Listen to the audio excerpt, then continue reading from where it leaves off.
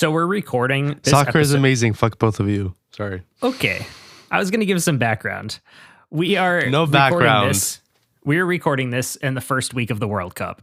And when this episode comes out, we'll be getting down to like the last 2 weeks, I think. And I just have to say, soccer could be interesting, but why are these grown men falling all over the field, pretending to have injuries and complaining about it the entire time? Also, let me say the dumbest thing ever about soccer.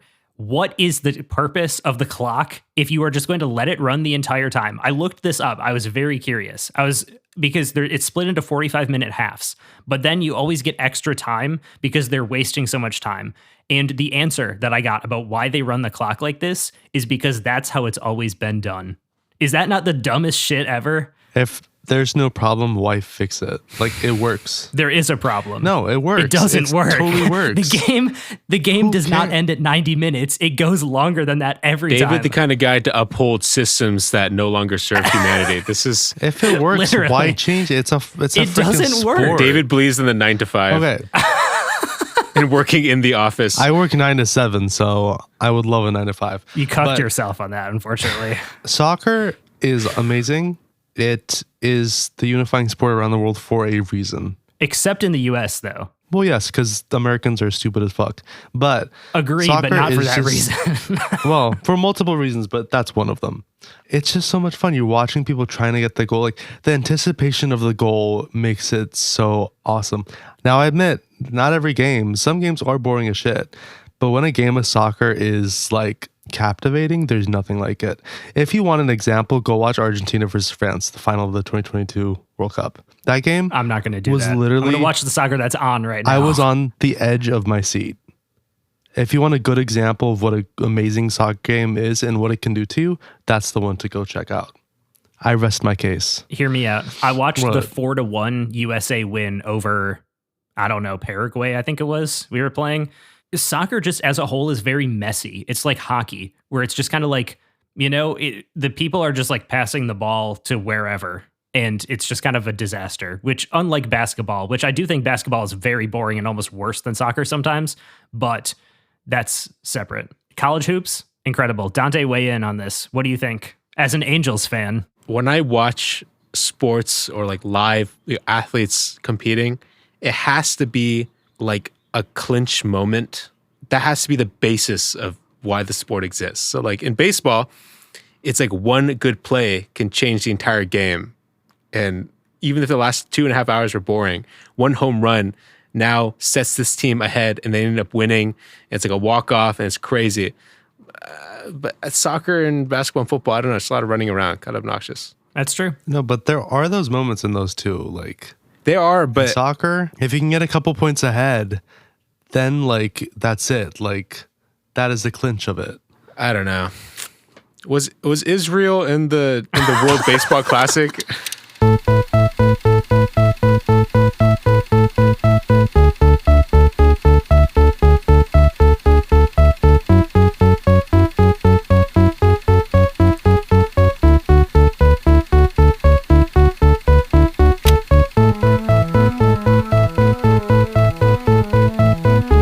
Hello and welcome back to the Uncultured Pop Culture Podcast. I'm your co-host, Brandon, and with me, as always, is your other co-host. David, who was recovering from a cold, and that's why I sound like this.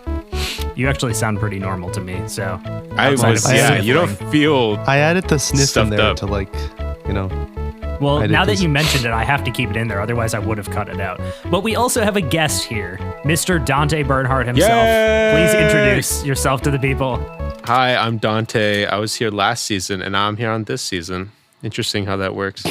Why are you so shy with it? I'm happy to be back. Thank you for being back, Dante. I was expecting more, I guess, out of that intro. I'm not but really up that's to... okay. I don't really do much. I'm not up to much, so my biography is very short. Dante's very sad because right before we started recording this, he said he doesn't have anything to say about this album. But That's we right. have to talk about that after I ask Dante to explain his rating system one more time. Okay. To me, a 5 is a life-changing song. Or movie. Or movie, yeah. Something that just changes the way you think or speak, or it's always on the recommended if people ask what's a good song or a movie. it kind of goes, then to 4, but then the 3 is like a perfectly average. I'm glad I listened or watched it, but I don't think I need to ever again. If it's on, it's okay. And then a 2 is a little less than that. Maybe I'm not super happy that I wasted my time on it, but whatever. I could say that I did it. And then a 1 is like, wow, I just wasted 1 to 5 hours, depending on the size of the album or movie, and I will never get that back. And I could have been doing literally anything else, scrolling, I guess. It is interesting that you skipped over 4 pretty much, because that, I don't know, that tells me a little bit about what we're going to be watching and listening to today. I was kind of hoping that one of you would notice I skipped 4, and if you just kept going, I'd be like, this is awesome. They're not listening to me. No, I definitely did notice that, and I am worried. But before we talk about what we are watching and listening to for this week, I have to ask the eternal question. I'm going to start with David. What did you watch in this past week? I watched something that is tied to this podcast in a lot of ways, because we have talked a lot about Steven Spielberg. I was going to say Steven E. Spielberg, but then I remembered he does not have an E middle name. Anyways, did you just make that up? Yes, I just made it up. Nice. I was thinking of the Disneys, how they always have E in their middle, as their middle names. I don't know what are you talking about? This tangent. Anyways, that doesn't matter. I thought you were talking about Stephen A. Smith at first, because he has a middle initial. Who is even? We were talking about sports, Oh my God. Yeah, I don't even know who that is. The reason I'm bringing up Spielberg is because Disclosure Day just came out around the time we are recording this episode, and I saw it on Saturday, the day after it came out, and yeah, it's a movie. Oh. It's a 2.5. Damn. Worst Spielberg ever? I don't know about worst. I haven't seen a lot of his movies that people say are the worst. The BFG fucking sucked. Yeah, I heard that. That in 1941. That was so fucking boring. It was just boring, honestly. The characters, I did not care about any of them. I didn't really like any of the performances very much. And it honestly just didn't look very good. It had that early 2000s desaturated lens flare look, which I really don't like. It's just not for me. So yeah, I was really let down. Going into this, I was kind of scared, because from the trailer, I was like, yeah, this does not look that good, honestly. And I was right. It was not very good. I'm sorry, Spielberg, but retire. Damn. Okay. No, just look, he could have retired after The Fabelmans, and he has a great filmography. Why go the Ridley Scott route where you're just making shit movies every year? Dude, don't even say that without having watched The Dog Stars. I'm not watching that movie. Why? It looks okay. I saw the trailer. It could be okay, but I don't know. The last, every movie that I have seen of his for the past 5 years has just not been very good. Napoleon was one of the worst movies I've seen in a long time, honestly.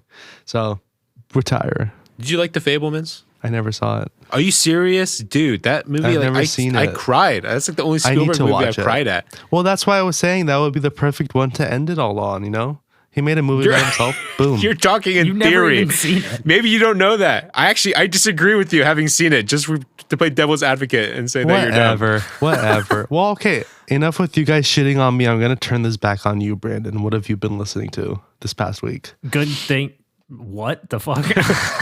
Something is up with us today. I'm sorry. I know. I'm so slow in the fucking head today. We're booted on the call, and I was like, wow, I'm mentally deficient. How is it different from any other day? Yesterday would have been a good time to call. I was on top of it, and today it's just... I was watching Disclosure Day, so I couldn't. and how did that work out for you, David? Yeah, that's how we should all talk. We should all talk like the aliens speak. This movie sounds like shit. Anyway, last time Dante was on, I talked about a song, which I don't do anymore because we have a TikTok and YouTube and Instagram series, so plug. Anyway, I talked about a song called Afterthought by the band Camino. And in the past few weeks, the album that song is on came out. So I'm going to talk about that today. Never Always Volume 2 by the band Camino. It was pretty good. It was not as good as Volume 1, which came out last year, but I still do think it's very solid. And I would recommend listening to it. It's made my top 10 list for now. We'll see how the end of the year shakes out. It's been pretty bad all year, so it'll probably make it on there. Not to Sounds say about like right. that made it sound like the movie or the album is way worse than it is, which it isn't. It's very good.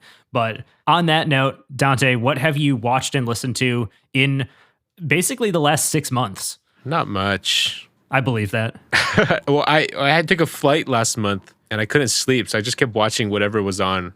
I watched Oh Hi. Have you guys seen that? Oh, I don't know what that is. I was going to catch it, but I never did. It's about a girl who locks her boyfriend up when he wants to break up with her in their like resort home. It's a cute drama. It's not very scary. I watched The Long Walk. You guys seen that one? Nope. It was fun. It was a Stephen King adaptation. It's pretty good. By the guy that does all the Hunger Games movies. Is that the guy? Yeah, Francis Lawrence. He went to LMU. Wow. Okay. Yeah. Did Jennifer know him? Yeah. Oh, that's pretty cool. Best friends. How to Make a Killing. Did you watch that one? Oh, I never watched that one. Damn. I missed that one too. These are real airplane movies. Actually, yes. That's how I decided what was going to be watched or not. You know what I didn't miss that I know that you also watched though, which I'm surprised you didn't bring up? What, Armenia shout out? Obsession. Oh. Ah, Jennifer. Oh, He said it first. I forgot. yeah, Obsession. That's right. Well, I didn't watch it on the airplane. Okay. Yeah, it's a wonderful, beautiful movie. I hope you watch it, Brandon. As of right now, I'm going to watch it at the end of the year. Okay, good. Yeah. I mean, David, it has to be in your top 10, right? That's It's number 1 so far. damn the whole year. Wow. Okay. It's number 1 right now. So I think it might Are stay you sure there. it's not Disclosure Day? No, that's number 1 in my heart. Okay. That's the It might be the difference. Dog Stars. It could be the Dog Stars, but I really think Young Washington, isn't that what it's called? The Christian, the hell is Angel that? Studios the movie. Angel Studios Oh, Christian retelling of the God. founding of America. Nice. Coming out July 4th. Who's No one else who's is excited Washington? for this? I don't remember. Somebody Some I've never kid. heard of. Andy Serkis is in it. Of course he is. Young He's in every Washington. Angel Why is Studios he in movie that? now. Shout out Armenia once again. Fuck off. Fuck you. Got 2 in here. This is crazy. Well, the second one doesn't matter. It hurt more though. They got Ben Kingsley for Robert Dinwiddie. I have to assume he just never heard of Angel Studios. That he's like, oh wow, the top AI comment or question is Young Washington a true story? So I think we're seeing the demographic for which this movie is for in real time. Yes. That's great. Yes. Oh, and I watched Backrooms. I feel like we have disagreed on that film quite a bit. I find that very commonplace. No one likes it. I liked it quite a bit. I'm kind of surprised. Well, what didn't you like about it? To me, it feels like a short film in search of a feature. Like everything outside of the Backrooms itself felt like tacked on just to like expand the runtime and to try to make it deeper, even though it still remained like so superficial. Like all the characters were so one-dimensional to me. I also like did not like the monster. Imagine you're in the back rooms, okay, and that thing shows up. You're not like shitting your pants immediately. David, you're going to get thrown on the table and it get I don't chomped care. into. I didn't know there was a monster. It's not super advertised, I don't think. The monster has to do with the mental journey these people are going on. Which I didn't like how So- they tried to connect that to the Backrooms. Like I was like, But that's like so the best stupid. part. Honestly, It's I thought so the stupid. backroom stuff, like they have a little in the middle of it, a more horror stereotypical scene, and I thought that was the worst part of the movie. I think that was like one of the best parts of it. Like I think the camcorder sequences were the best parts. This is I knew you were gonna say that because I think that's just a case of like different expectations, I guess, or desires for this kind of setting. Like if you want a backrooms movie, you want something a little more creepy, and that's nothing wrong with that. Something wrong with that. I do want to say, no matter how much I may say I don't like this movie, I still think it's so commendable that King Parsons made it. Because at his age, I could not make this movie at like my current age. Let me just throw that out there. So I still think it's a very commendable like film, considering that it's made by a 20-year-old and this is his first feature. So I do want to throw that out there. Kudos to him. Well, yeah, I filmed a short film when I was 20, not to flex, but And it was the worst thing I'd ever seen in my life. Even when I was behind the camera at the moment, I was like, wow, this is going to be a huge piece of shit. damn. Well, the story was there's a Klondike bar, and the whole concept was a play on the what would you do for a Klondike bar. So what this girl would do to be able to eat it is kill someone because the Klondike bar is telling her to do so to unlock its taste. That's awesome. And my biggest directorial touch, it's not awesome, David. I'll tell you right now, it's not awesome. It sounds really fun. That's why I got see a chosen version as of one of the this that's very projects in fun. class, but it did not turn out to be good. My biggest directorial touch was that the lead actress wore a white shirt and a black kind of, not black, a brown flannel, like cardigan. Because she looks like a Klondike bar visually. She is the Klondike bar. I'm getting second embarrassment just explaining this, but that was I can't believe you never made it in Hollywood. I know, Yeah. right? I barely made it in CSUN. Just wait until Hollywood makes the Klondike bar movie. Yeah, we'll you be should calling be you up you right should be away. making endless amounts of these shorts and posting them Yeah. on YouTube because Just put it eventually, on YouTube. There we go. you know, when they make the Klondike Bar movie, you're the first call. When I find out how to model a Klondike bar in Blender, it's over for Hollywood. I mean, knocking on my door, my Cameo door, just dox myself. Before we get into the album this episode, Dante did select two very interesting works to talk about this week. Or did he? I don't know. I'd like him to talk about this pairing a little bit. So why did you choose this album and this movie, Dante? Well, I thought when you asked me to come back for the next season, I was thinking that I didn't really have another pairing I thought was interesting. You know, I sent out Kid Detective last time because I thought you guys would enjoy it, and Tennis because I like it. But I figured it'd be a lot more interesting if you guys were to choose things for me to watch because outside the podcast, we're good friends. So maybe you guys can pick something really cool and I would like it and I'd have something to say about it, or maybe not. Or maybe it'd be a complete failure. Maybe I hate it and we're not friends anymore after this episode. Pretty much, this is the test of our friendship. How well we know you. There will be a winner. It's true. So on that note, it's time to talk about the album. This is Pang, the third album by Caroline Polachek, but the first album under her birth name. It was released October 18th, 2019 by her independent label Perpetual Novice and The Orchard, and it was preceded by all 5 of its singles. I'm going to start the questioning with David. Have you ever heard of Caroline Polachek before? The name sounds super familiar to me. Did you listen to the Brat remix album? I listened to parts of it, but I don't really like the Brat remix She's on album. that. Oh. What song did she... Everything is Romantic. Oh, I don't think I've listened to that version. Because the original version is one of my favorite songs from Brat. So I think when I saw that, I was like, I'm good. Interesting. I just didn't like any of the other ones that I did listen to. So, yeah. Dante, have you ever heard of Caroline Polachek before? Yes, I thought the name was familiar and I went to my liked songs on Spotify and actually had a song from this album already saved. Which song? I'll let you guess that. Okay. I mean, if that's Interesting. not a good sign, what is? Yeah, I don't know. I'm worried. Very worried. I'm not going to spoil. So Caroline Polachek was born in New York City. She spent the first few years of her childhood in Tokyo, and she grew up in Greenwich, Connecticut. Her parents used to play Enya to calm her down, and I think that is an influence you can clearly hear in her music. She went to college at the University of Colorado in Boulder, where she formed the indie group Chairlift. And while in the band, she released the album Arcadia as Ramona Lisa in 2014. Nice. And after the band's breakup, she released her second album, Drawing the Target Around the Arrow, as CEP in 2017. And my next question was, Dante, have you heard any part of this album before this week? Was it just this one song? Just the one song. So Caroline started working with producer and PC music collaborator Danny L. Harl, who we talked about on the Charlie XCX episode earlier this season. And they were writing songs for Katy Perry. Wow. Whoa. They quickly pivoted to writing music for Caroline herself, originally working on a, quote, warmer, auburn, folk-tinged, peaceful album called Calico, but ended up moving on to the sound that you hear on Pang. The first song they made together was Parachute.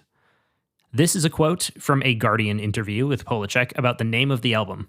Polachek had been experiencing inexplicable adrenal rushes that stopped her from sleeping and accelerated her metabolism. She called them pangs and sought to recreate the sensation in her sessions with Harl. I couldn't tell if my excitement about all these musical breakthroughs was triggering my body, she says, like I was manufacturing drugs internally. 6 months later, her marriage of 2 years ended. All these structures that had seemed essential to my identity and my time fell away, she says. Everything happened very fast. I felt a giant shift within myself that caught me by surprise. As much as I fought against it, I had to learn that the body knows more than we do. And this is a quote from a Reddit AMA about the album art. The cover image on the ladder, it was actually meant for the Ocean of Tears single artwork, but as soon as I saw that photo, I knew it had to be the album cover. So rearranged all the single artworks accordingly. It spoke to me because it captured this impossible mix of doubt and resolve. The hovering ladder in the sky feels like a kind of metaphor for the emotional survival that everyone is participating in. We're always evolving, adapting, letting go of one thing and reaching for the next. Sometimes we look down and sometimes we look up. Heart emoticon. She also said, the album is sequenced narratively. Side A is descent through apathy, longing and fear. Side B is reascent towards revelation, humor, and trust. I totally got that vibe. That's actually pretty crazy. And Dante, what were your expectations going in and what influenced them?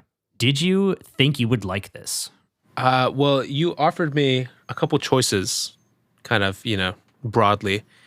Something weird. That was this one. Mm-hmm. And I chose this one, so I was expecting something a little off. If it's your recommendation, something more poppy, strong, maybe synth backbeat to it. But I did expect to like this. I thought, Caroline Polachek is cool. I've read some of her interviews before, and I actually did listen to part of that Brat remix. I thought it was cool. So I was looking forward to just really breathing it all in. And David, what were your expectations going in? So going into this, you framed it very much as something that I would not like.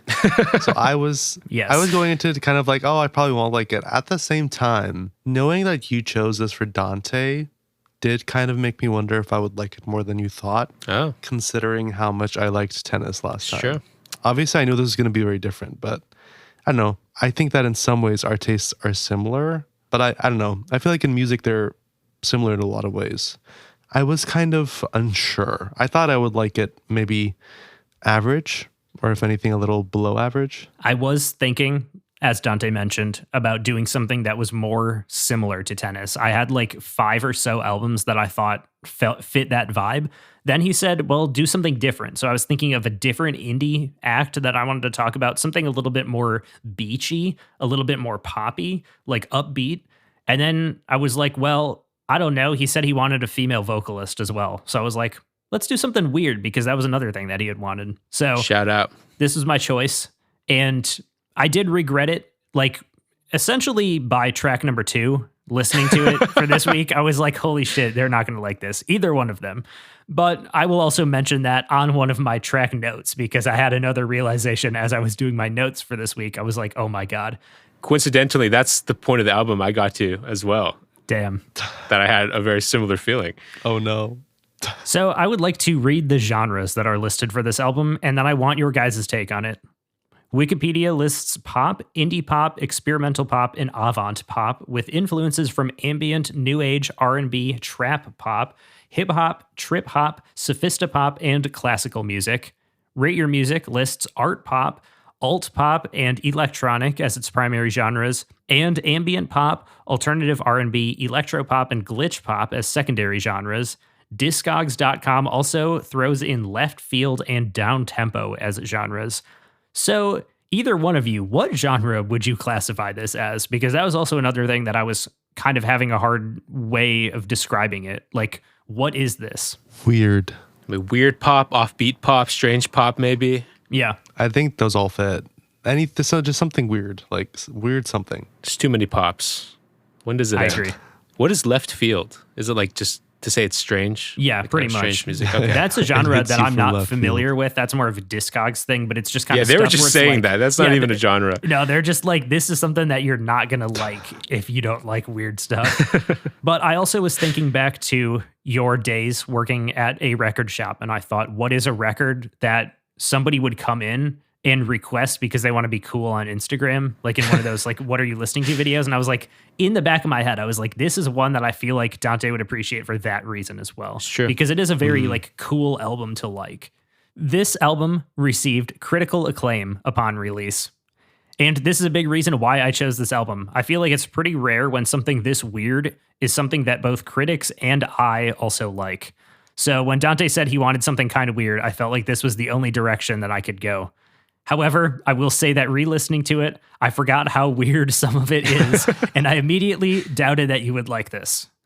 I always say that 2019 was the best year for music, and this album was rated in so many best of the year lists, including Good Morning America, the Wow. TV series, putting it at number 11 on their list, and the magazine Dazed also had it at number 1. From Mark Moody of Ripcord, I thought this was just an incredible quote. The album is best listened to sad and lonely in your bedroom. Pang is the perfect dance album for smart and sensitive boys and girls after their day's journaling are done. Any thoughts? That pisses me off. I first discovered Caroline from her feature on Tears by Charlie XCX from Pop 2, and her first solo work that I heard was the lead single of this album, Door. I loved the album when it came out, but it's been probably 4 years since the last time I listened to it in full, and I did not realize how much I had forgotten about it. The album is executive produced by Caroline Polachek and Danielle Harl. It was mixed by Jeff Swan, who also mixed Number One Angel by Charlie XCX, and it's mastered by Mike Bozzi, who also is a connection to Tyler, the Creator, and SZA. David, your favorite will be I Give Up, and your least favorite will be Ocean of Tears. And Dante, your favorite song will be So Hot You're Hurting My Feelings, which I think is also the one that you've heard before. And your least favorite will be Pang, the title track. The second track, which you already kind of alluded to, having some thoughts about. So we will see. I did not give you guys a score for the album overall. I feel like I'm feeling much worse about this. Dante, this is probably going to be a 3, maybe a 2.5. David, this is a 2.5. I don't see it going higher than that. I don't feel good. So track number 1, let's get it started with The Gate, written and produced by Caroline Polachek. And Caroline said about this song, I guess the gate is like a boundary, something that like separates you and the green grass in the other side, separates you and the utopia in the other side. And I wrote a great opener to the album. It's so dreamy and Enya-like. I gave this one a 4. David, take it away. I mean, it's very short, so it is kind of hard to rate. I didn't have much to add, but it was very ethereal, and I totally see the Enya connection. I felt like something that Enya would also do. It's fine. It's a 3. Interesting way to open an album. I actually really liked this first Good. track. The Gate, it was really cool and like ethereal. It felt like the title. Like I felt like I was stepping into this world, being like transported, like a torii gate in a Japanese like sci-fi movie, you know. Shout out Japan. Yeah, shout out Japan. Shout out The Gate. Shout out. And shout out a healthy 3.5. Nice. That's Ooh. I really like this. It made me very excited for the rest of it. We'll see how that goes. Track number 2, the title track, Pang. Written and produced by Caroline Polachek and Danielle Harl.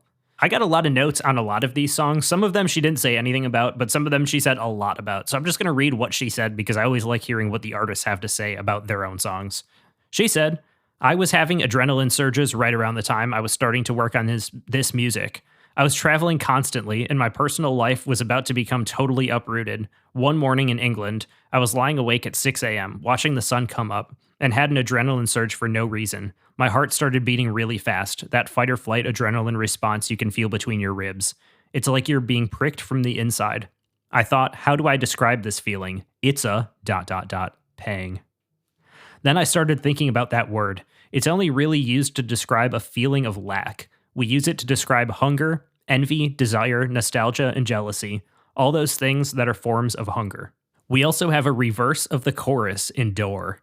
I open the door and you run through, instead of you open the door to another door and I'm running through to you.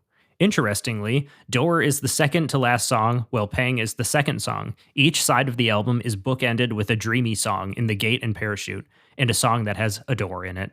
There are not a lot of different lyrics here because it's all about the sequencing of them. A verse becomes a bridge, a pre-chorus becomes a post-chorus, and the production ebbs and flows throughout the song, all while building constantly.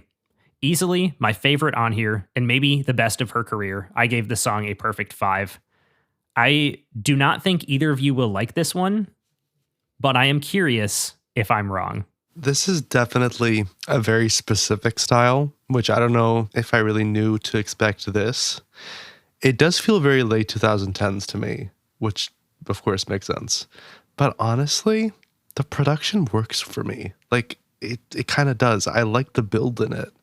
I surprised myself. At this point I was like, oh, like I was expecting to not like this quite a bit, but there is just so much in the production that actually did work for me that anything else that might not have worked for me as much just didn't really stand out. I was just kind of paying attention to the production the whole time. And that does make this a 3.5 for me. Wow.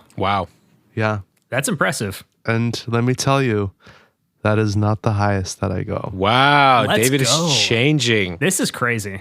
I'm morphin'. Wow. Okay. I didn't do that. I like the song. I think it's fun and it's catchy, and the background you provided does contextualize some of the choices. You know, it does kind of feel like a surge, like a very repetitive surge, the same way your heart beats when you have that adrenaline rush. I could see that. I thought it was really annoying. I don't know, the paying. Every time she said paying, I was like, oh, it's saying paying again. It's very. It felt like. Have you ever seen 17 again? That Zac Efron. Of course not. No. Do you know what I'm talking about? No, I know what you're talking about. It felt like it'd be the intro to like when he's walking to school after he's become the titular 17 again. Like he's like introducing the campus. This song would be playing. It didn't lose me at this point. I was still like, okay, it's going in a bold new direction from the gate. So, you know, let's see where this goes. You know, she's kind of an experimental person. It's a very strange core, but yeah, it's just like a 2.5. I don't know. Didn't blow me away. Hearing it's a 5 though from you, I could see that. Are you surprised at my 3.5, Dante? Yes, I am. Well, I don't know. I feel like the repetitiveness of the paying wouldn't annoy you the same way it weirdly is annoying me. Yeah. I at first was kind that. of like, wow, I'm surprised you're annoyed by that. But then I remembered who we're talking to, and I was like, oh yeah, that makes sense. Yeah. Easily bothered. Yes. But yeah, 2.5. I feel that's ashamed. good. No, you shouldn't feel ashamed, because this actually was the song when it started. I was like, oh fuck, like I got this wrong. So anyway, track number 3, New Normal, written and produced by Caroline Polachek and Danielle Harle. Caroline said about this song, wrote New Normal with Danielle Harle the same week as Insomnia, July 2017 in LA. Danny played me this MIDI sequence he'd made, a bass line by itself that changed key with every repeat. I heard the melody over it immediately, this sweet folky thing that modulated with the bass line. We were so psyched on the form of the song, 7 verses with no chorus that tumbled and reset like a Rubik's Cube or Escher drawing. We wanted the lyrics to be a string of standalone fragments, starting with the same line every time, but I couldn't for my life decide what to say with that format. It was too open-ended. Walking back to the studio from a coffee break, an SUV skidded out of control and onto the sidewalk, almost hitting the two of us before crashing into a telephone pole. We were so shaky with adrenaline we could barely get back to work after, but it was clear the crash was a verse of the song. I secretly decided to limit the song to events that the two of us had experienced. A month later, I sent Danny the finished lyrics, a surrealist history of our friendship, disjointed vignettes in chronological order. First meeting at a sake bar in New York City, a manic Halloween in LA, camped out in Brooklyn to write during a blizzard, performing at a London festival where I tripped over a fog machine and almost fell off the stage, the disappearance of Papa Tack's injured Robin, the car crash, the moments after, and each verse begins with the "What is this?" from Parachute.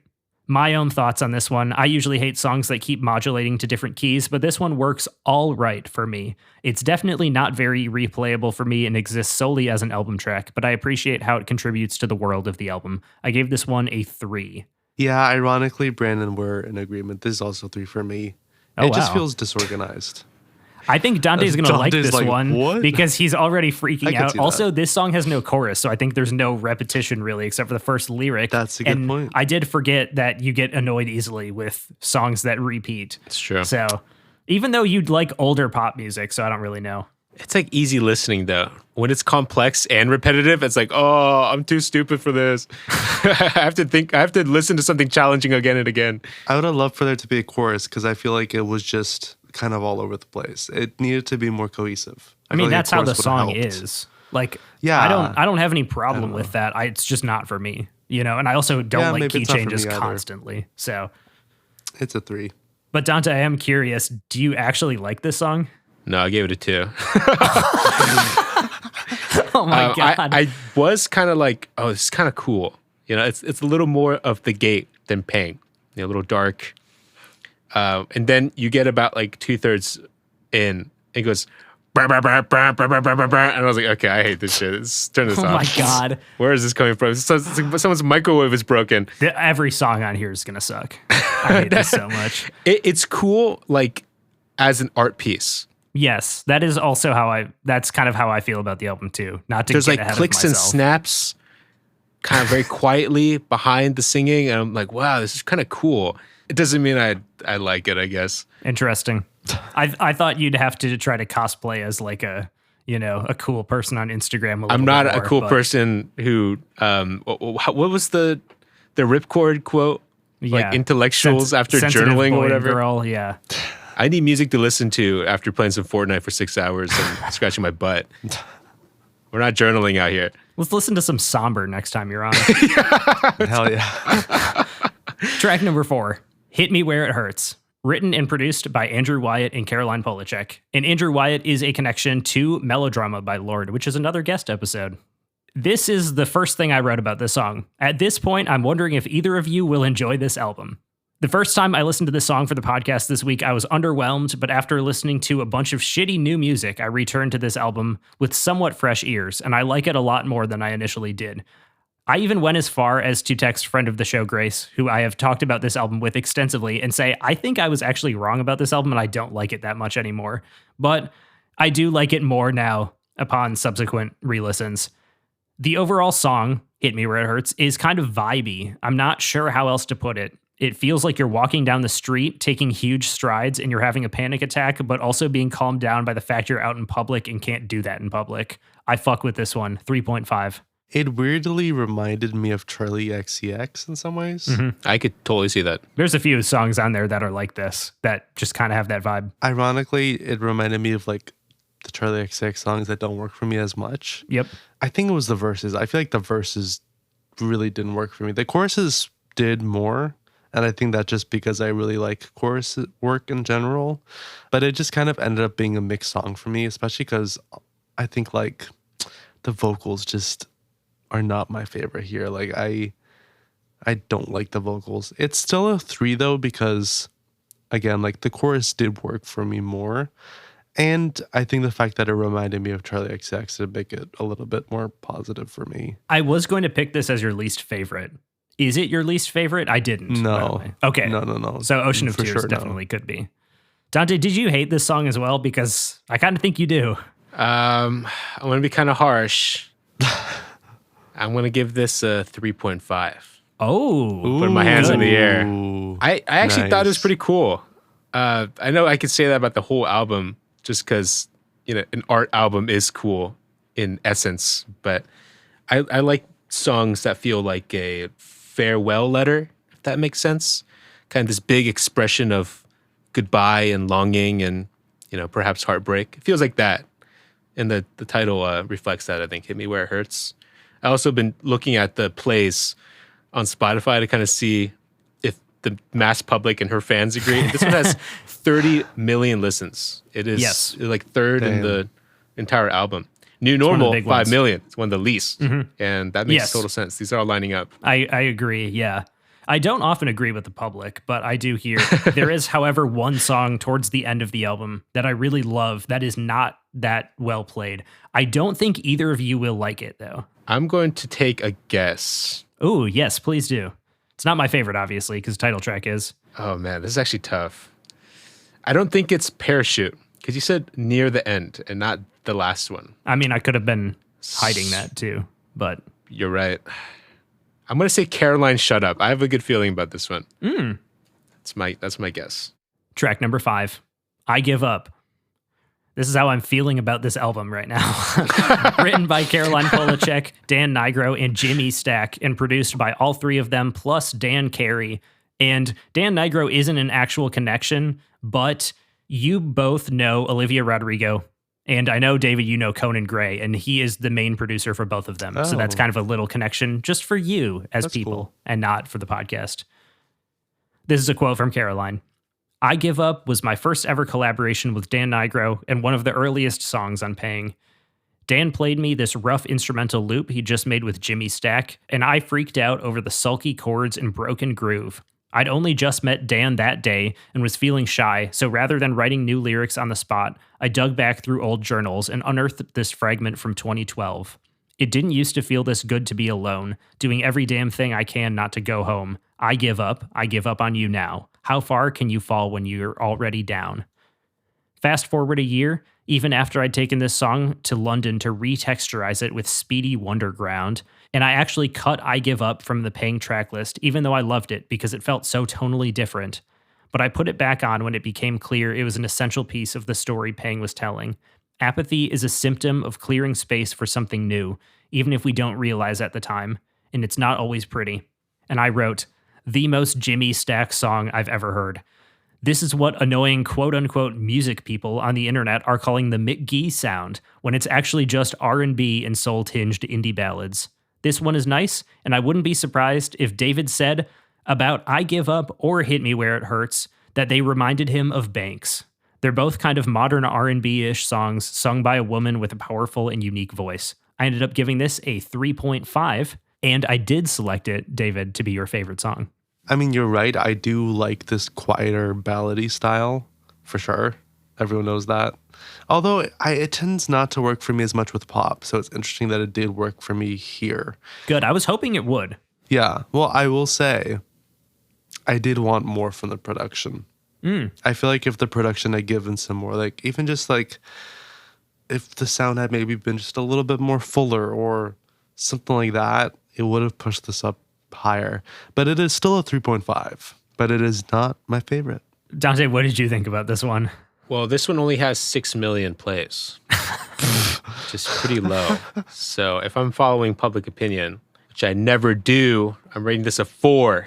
I like it. Ooh, nice. I actually nice. like the simplicity of it because all the experimental stuff was pissing me off. So to have something that's more just melodic and calm, I was like, oh yeah, nah, this is the good stuff. This is why we like the female artists. You know, they hit the high notes and make you cry. Okay, this might be the comeback that this album needed for Dante. I don't know. Track number 6, Look at Me Now. Written by Caroline Polachek and Dan Nigro, and produced by those two and Danielle Harle. This is the 5th and final single, released 4 days before the album. I wrote down, God, her voice is insane on this song. Great production, great writing, a strange structure, and 7/8 time really gives you that off feeling. This is one I feel like is going to be very hit or miss for you guys, but it hits for me. I gave this a 4. To me, this song feels like the climax song of the album, if that makes sense. And I don't mean a song that you climax to. I mean a song that is the climax of the album. The sound of this song is amazing. It's the sound I want from the production and from the vocals together. I was not expecting this, but this is my favorite song on the whole album. This is a 4. That's crazy. But I David, really like this it. song I did not only has expect that. 8.9 million plays. Well, hey, it has more than like half the other songs, so it tracks. It's a good choice. It's a Yeah. good choice. Were you expecting this, Brandon? I was not expecting this at all. Yeah. I said it's going to be very hit or miss for you There we guys. go. So I guess it hit though. It hit for me, which makes me wonder if it missed for Dante. No, this is a 3. I actually like it quite a bit. It's not my favorite, but I do see this lines up with your other tastes, David. I could totally see that being your favorite. It does. I thought it was It does. totally fine. I would listen to it again. Wow. Okay. Nothing much. Yeah, nothing much more to say about it. It's just a plain old good song. Nice. We're doing all right. Track number 7, Insomnia, written and produced by Caroline Polachek and Danielle Harle. She said, wrote this one in 2 phases, beginning in June 2017 with Danielle Harle. We wanted to make something related to Parachute, but darker and more intense. It started the only fight we ever had. Danny sketched out these amazing chords, very fast with suspensions inspired by Renaissance polyphony, and I set about trying to memorize it before writing a song over it. But Danny was impatient and asked me to just try improvising over short loops. I got more and more frustrated writing that way because I had no sense where in the piece I was, with no tempo to hold onto. I felt totally lost, no sense of where I was coming from or going to, and the song just kept slipping out from under me. But Danny kept pushing me, saying, make it more frustrated, more fraught, till I walked out of the studio and slammed the door. When I returned from stomping around the block, he was listening back to the improvisations, saying, I'm an idiot. All of these are incredible. We've got the song. We pieced together the lyricless melody from these disconnected chunks of singing. That night, I was jittery and couldn't sleep in the sketchy Airbnb I was staying in. The windows were bolted shut, and I was up all night in the heat, listening to the demo on repeat and crying for no apparent reason. That feeling of being totally lost within the song that I had when recording was magnified by 1,000 and took over. 3 months later, I'd rented a studio in LA and spent 2 whole days alone writing the lyrics, trying to get back to that insomniac spiraling feeling, but now feeling it slipping. I realized that the slipping itself was what the song was about. The inability to hold on to anything forever, memory, beauty, closeness, but grasping for it in the dark nonetheless. I said, insane vocals and kind of a floating atmosphere that's very hard to figure out. I don't think it's very replayable, and it is one of those ones that is kind of just an album track. I gave it a 3. It's fine. Yeah, when he said that, oh my God, we have the song, I don't really agree. That's literally what I was going to say, David. Yeah. Like, go get back to the studio. You might need to slam that door again. Honestly, yeah. You can say it again, don't worry. Yeah, nothing worked for me here. It just felt very drawn out and super weird, and I didn't like the production or the vocals. This is a 2.5. It could go lower upon re-listen, honestly. And this is my least favorite song in the whole album. That's fair. This was my least favorite until we got towards the end of the album and I remembered there was another song on it that I don't like. Brandon, your guess for David's least favorite was Ocean of Tears? That is correct. Okay. And I said your least favorite would be Pang, which we already went through. And I actually don't know if it is your least favorite, is it? No. Okay. It was just okay. You know, it was a little annoying, but... Not New Normal, because that's a 2. I would listen to it again if it was on. Okay. You know. I'm sensing something about this one, though. I give this a 2, maybe a 1.8. This was my least favorite. Okay. Imagine if Pang was even more annoying to listen to and it wasn't even catchy. It does, though. I will give it this. It's my least favorite, but it does capture the feeling of being insomniac. Like, I agree. Just losing your damn mind. Like, you're trying to see stuff out of the corner of your eyes. It does feel like that. If this was playing and I couldn't sleep, it's 4 a.m., I'm running outside naked. Like, I'm going crazy. I don't know what's going on. So in that sense, you know, she got it. And it seemed to be made out of like a frustration or relief from that frustration. So in that sense, kudos, bravo. But yeah, sorry. I'm with you, David. This is mid. I'm happy we're in agreement. It would have been a 3-way tie, but there was one song that when I got to that point in the album, I looked back through my playlist and I was like, I never even added this song. Like, I actually don't like it, and I never did. So, yeah. So that one will unfortunately be my least favorite. This one at least made it to the general playlist of like 10,000 songs. So it'll get lost in the shuffle. We'll see if it's maybe a second place, worst place. It's definitely second place. Yeah. All right, cool. Track number 8, Ocean of Tears, written by Caroline Polachek, Kyle Shearer, and Nate Campany, and produced by Caroline Polachek, Danielle Harle, Valley Girl, and A.G. Cook, who's a connection to Charlie XCX. This was the second single, released July 24th, 2019, the same day as the third single, Parachute. This song is really hard for me to figure out, and I'm not really sure why. It just feels like it never resolves in a way that I like, even though it's one of the most memorable songs on the album for me. The post-chorus oohs are amazing, though, and the production is very intriguing. It reminds me of a haunted house. I ended up giving this one a 3.5. It is a lower 3.5, but I do appreciate it, and it's grown on me a lot since like the initial re-listen of this album. David, I picked this to be your least favorite. It obviously isn't, but did you not like it? It kind of feels like the last song mixed together with a pop song to me. Mm-hmm. So it definitely like wasn't the most positive experience. The fact that it was mixed with something maybe a little bit more poppy did mean that it works better to me. And the more it like built up as a song, the more it worked for me. But it's ultimately still a 3. Like it's a low 3 and it's pretty close to Insomnia. I don't know if this would be my second least favorite. If I had to choose, I would have to go back and re-listen, but it's definitely on the bottom of the barrel. Which is ironic considering that literally like a couple songs ago, you have Look at Me, Look at Me Now, which is my favorite. It is a very strange album with a lot of different pieces to it that some really work and some don't. I give this a 2. This was the most like euphoria-ass song on this whole album. You mean like the TV show? The TV show, not Okay. Euphoric. Yeah. No. can see that. This would be playing while Rue's walking through school, and you're like, look how like dark and twisted this place is, full of mystery and drugs and violence against people. I don't know. I just thought it was a little overly dramatic. I think putting this and Insomnia back to back, again, I see the intent. This is kind of the valley of the album, very dark, but it's a little much listening to them, subsequently. I 100% agree with that. Listening to this song back, I was like, oh, it actually is better than I thought. It's just after Insomnia, which is kind of like, it just feels like it drags, and it makes the middle section of the album feel like it drags, even though it doesn't really. It's just 2 songs. Yeah. But it just kind of like, I don't know, infects outside of it almost to me. When I was thinking about this album, you're asking me how I felt. It was these 2 songs that I was thinking about. But like, yeah, I didn't like that shit. But so far, the scores have been pretty high, I think. Honestly, yeah. More than I remember them being. Not to spoil the next song, but that has a little lighter tone. I think putting this somewhere in between the 2 of these would have been nice. But hey, we ain't the artists. That's true. And she had a vision. We judge. We only judge. Yeah, which is very important and definitely needed. Track number 9, Hey Big Eyes, written by Caroline Polachek and produced by Caroline Polachek and A.G. Cook. She said about this song, "You know the feeling of suddenly carrying someone else's perspective around with you, being alone but inhabited, seeing everything through their eyes, and it's a new world? The chorus of Hey Big Eyes is the voice of that new world. This one was one of the first songs written for Pang, summer 2017. Matt Copson had sent me Surf's Up by the Beach Boys, and I was listening to it in the shower, and when it ended, this hypnotic guitar line appeared in my head, twisting itself around like these charmed 60s chords.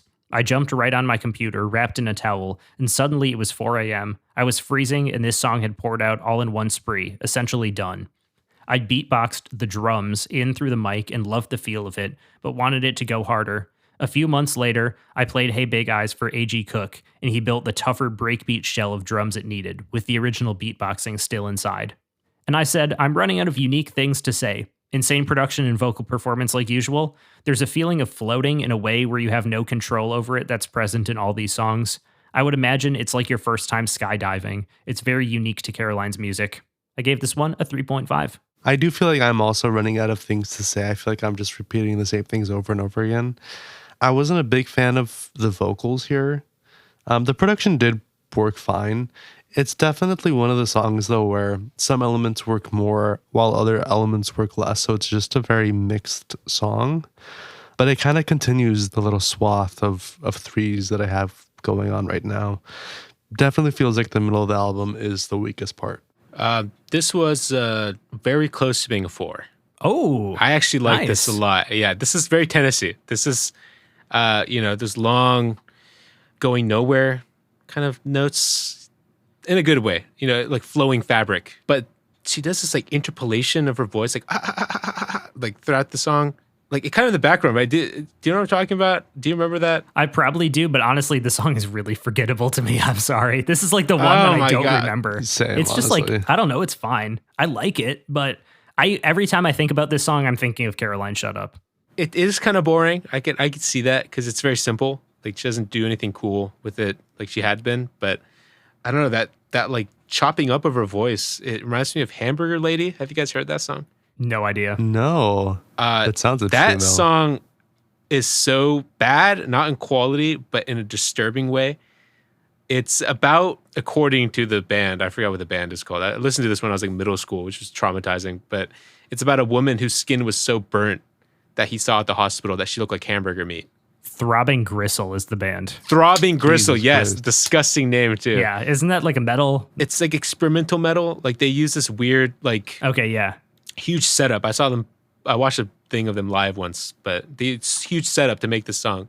And it's like that weird voice interpolation over and over and just compounds on you and makes you really anxious. It's like the brown note that makes you shit yourself. It's like, this is the song that makes you really nervous. I think you brought that up last episode. Did I really? Yeah, okay, that makes sense. I always try to bring that up. Genuinely, Sounds right. This song, Yeah. not to get carried away, but give it a listen, Hamburger Lady, if you want to feel like crap. They do that same voice thing, and I just hear it here. And I'm like, oh, this song is kind of good, but every time she starts doing that in the background, it just makes me think of Hamburger Lady. So 3.5, unfortunately. Hey, I think that's a good score, and I'm happy with that. Track number 10, Go As a Dream. Written by Caroline Polachek, Danny L. Harle, and Robin Hannibal, and produced by Caroline Polachek, Danny L. Harle, and Dan Carey. She said about this song, Go As a Dream was first written as a piano ballad before Pang even took shape in the spring of 2017. I sketched lyrics for it in LA with Robin Hannibal, but quickly lost interest and abandoned it. When I rediscovered it last year, I was struck by how Japanese the melody and the verses felt. It triggered some of my earliest memories of growing up in Tokyo, specifically a children's book with an illustration of a tree branch hung with ice crystals. Something clicked. It was a song about how memories fracture and dissolve.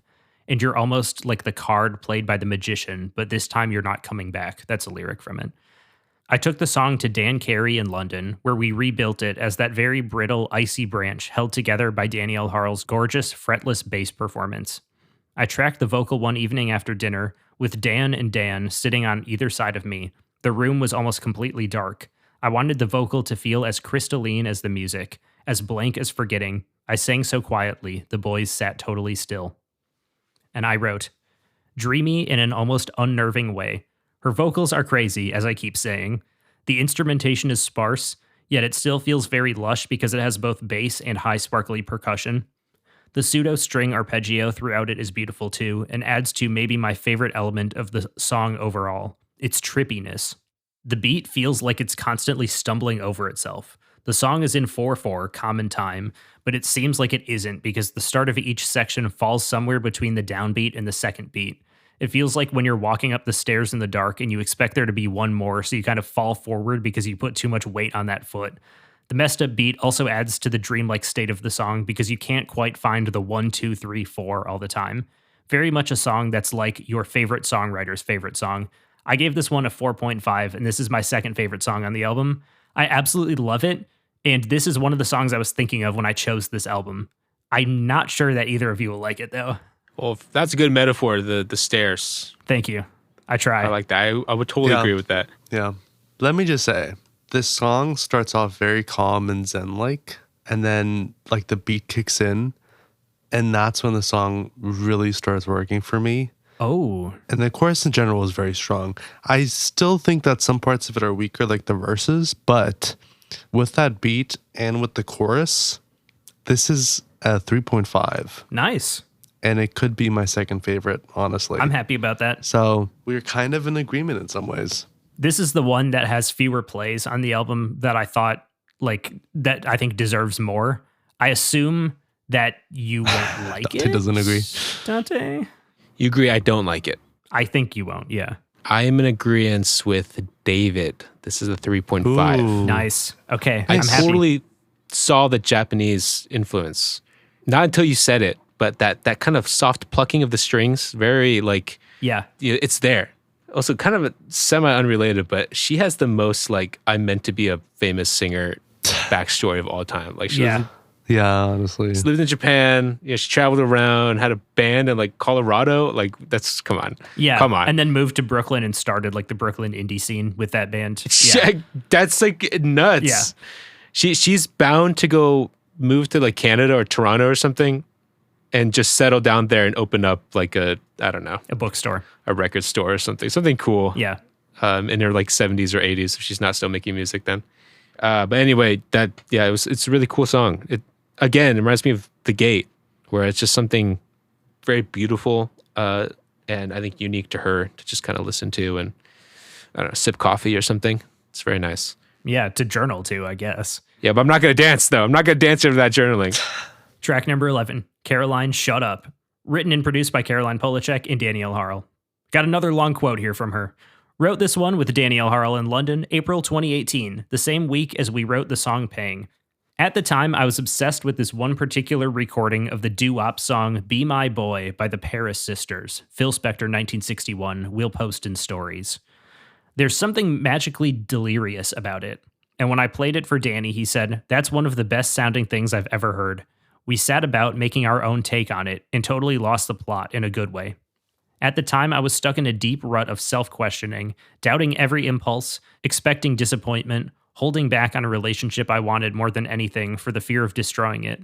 So the lyrics to Caroline Shut Up are about killing the switch on those voices and taking my foot off the brake.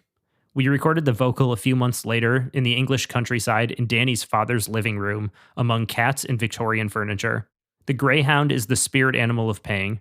Greyhounds' curved bellies look the way a pang of hunger feels, ready to bolt, but also affectionate, big-eyed, and mythical, tugging at the leash.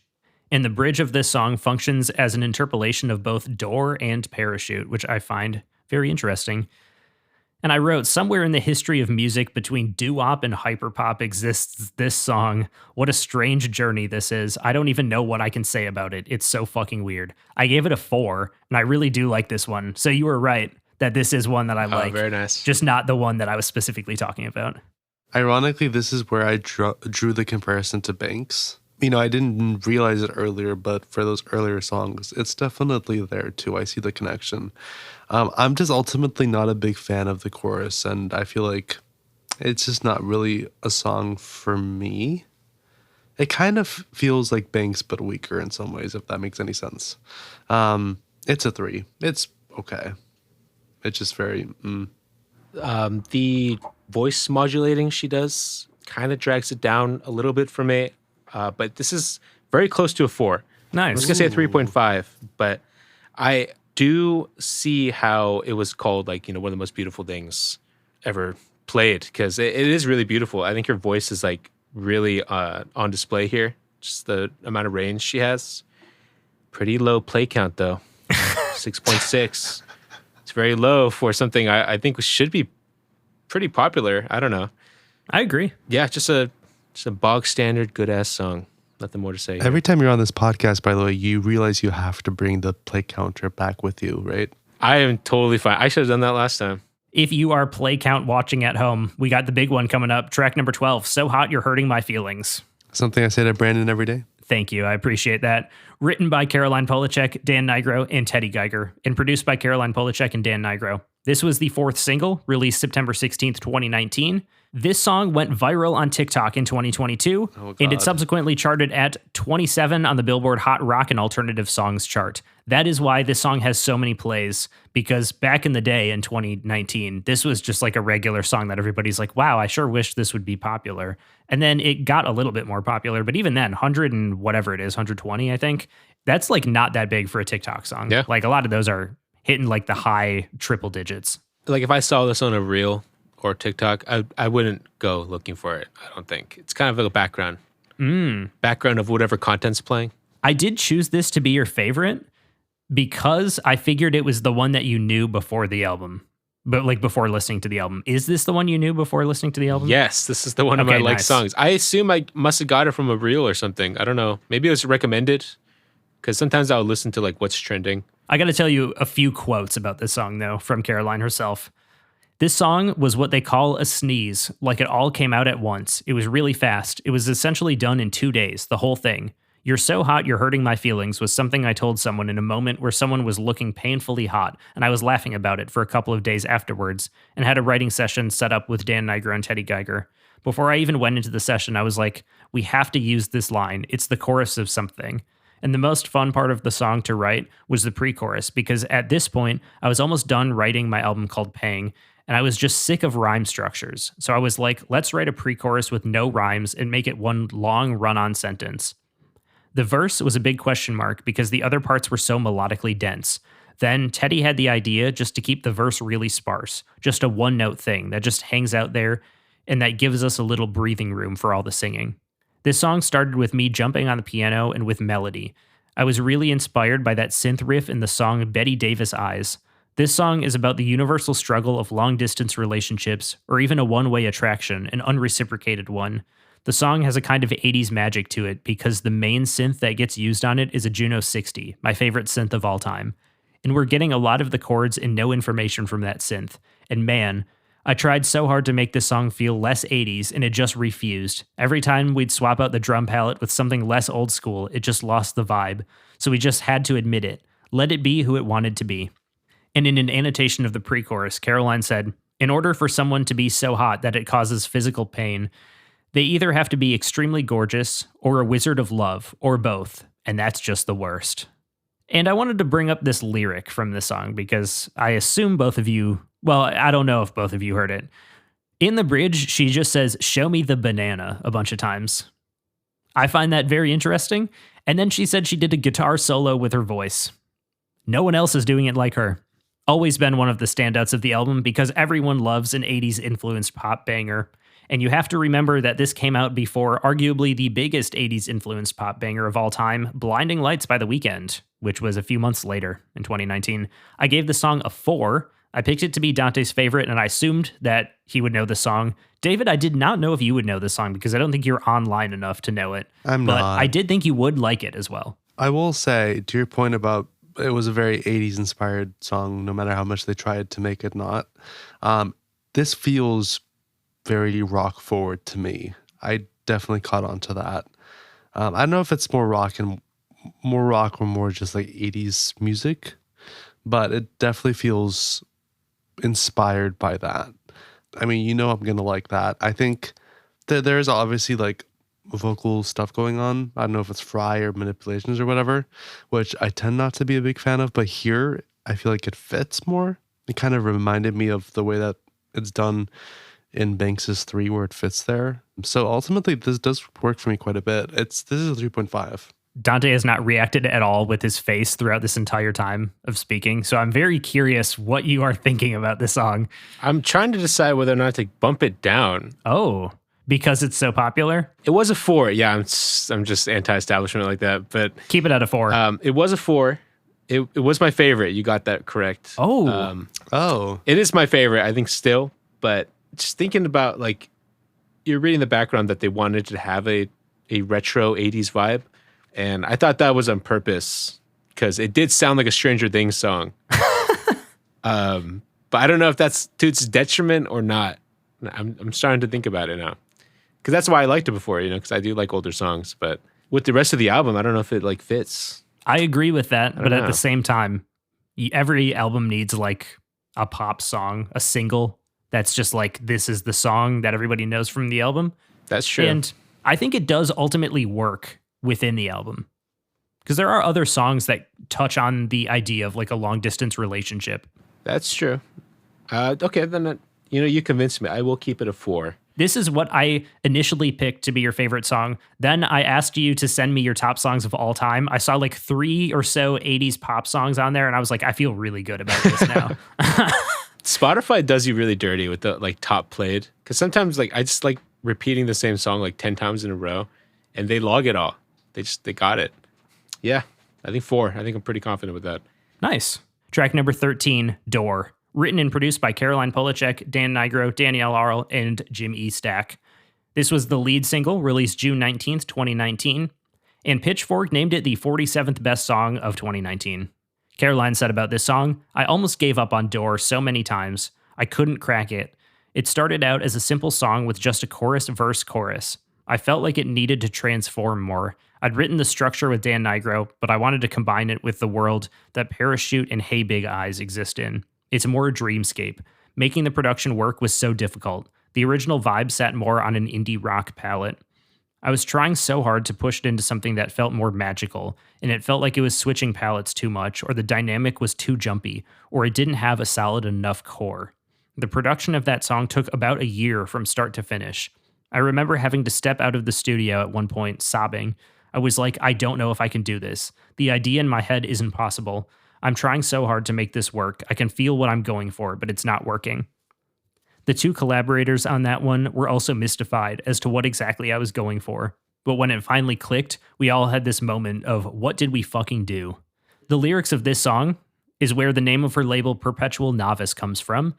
This is, like I said, the first solo song I heard by her.